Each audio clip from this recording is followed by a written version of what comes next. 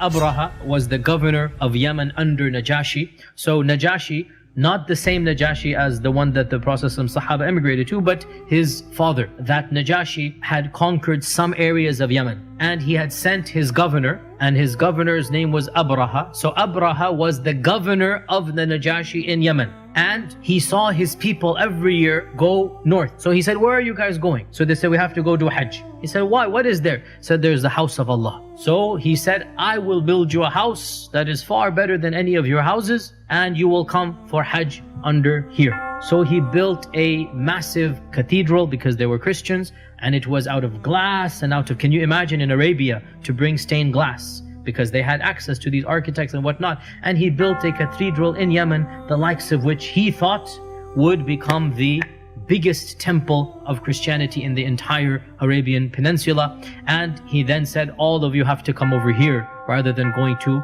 up north to the Kaaba. And when one of the Bedouins heard this, he went there, but he went there to relieve himself, number one and number two. And he went there and he did that. And he became so angry, Abraha, that he said, as revenge, I will destroy this house, so people must come to my house. And that is why he gathered together his army. And of course, because they were from Abyssinia, so they had elephants. Otherwise, elephants did not live in the Arabian Peninsula as natural beasts over there. But because he was from Africa, so he had a group of African elephants. And of course, the people of Africa had trained the elephants to be instruments of war.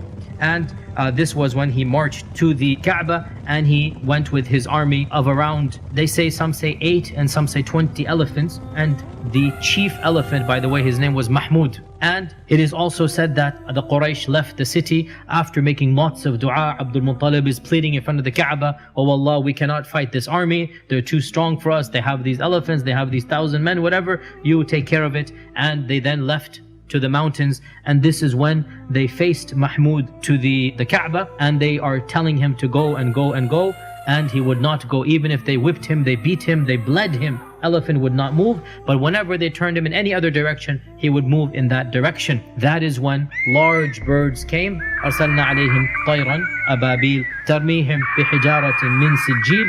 So stones from Jahannam, imagine stones from Jahannam in this world, they're coming.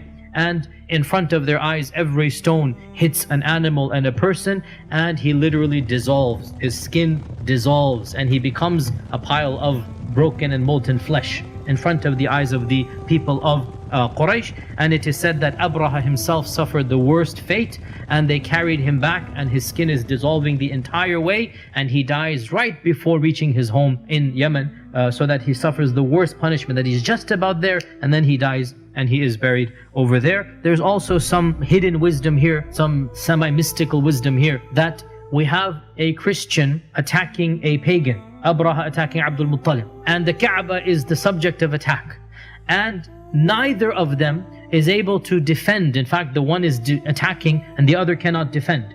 And Allah defends the Haram. And who was living in the Haram at the time? Amina, and she must have been pregnant with our Prophet ﷺ. So quite literally, because he's born in the same year, a few months later, so this means Amina, when the incident of Fil takes place, our Prophet ﷺ is literally in the womb of Amina.